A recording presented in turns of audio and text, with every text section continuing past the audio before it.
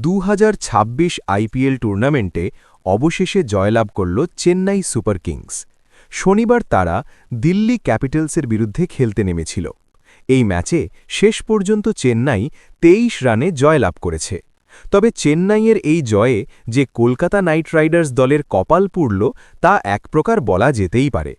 Point টেবিলের একেবারে অন্তিম ধাপে তারা নেমে গিয়েছে। আসুন পয়েন্ট টেবিল নিয়ে বিস্তারিত আলোচনা করা যাক। 2026 আইপিএল টুর্নামেন্টে এখনও পর্যন্ত মোট 18 ম্যাচ খেলা হয়েছে।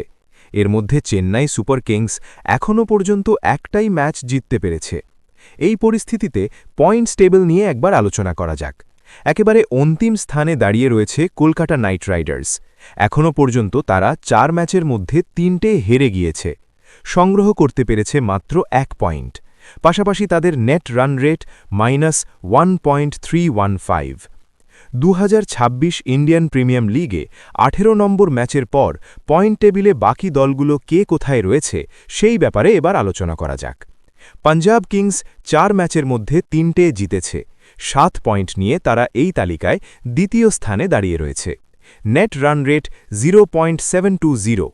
অন্যদিকে ডিফেন্ডিং চ্যাম্পিয়ন আরসিবি 3 ম্যাচের মধ্যে 2টোই জিতেছে এবং হেরেছে একটিতে।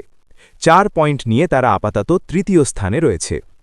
দিল্লি ক্যাপিটালস 4 ম্যাচ থেকে 4 পয়েন্ট সংগ্রহ করেছে এবং তারা চতুর্থ স্থানে দাঁড়িয়ে রয়েছে। এরপর লখনৌ সুপার জায়ান্টস রয়েছে 5 নম্বরে। তারা 3 ম্যাচ থেকে 4 পয়েন্ট সংগ্রহ করেছে। সানরাইজার্স হায়দ্রাবাদ, গুজরাট টাইটান্স এবং মুম্বাই ইন্ডিয়ান্স যথাক্রমে ষষ্ঠ, সপ্তম এবং অষ্টম স্থানে রয়েছে। তারা প্রত্যেকেই 2 পয়েন্ট করে ঝুলিতে পড়েছে।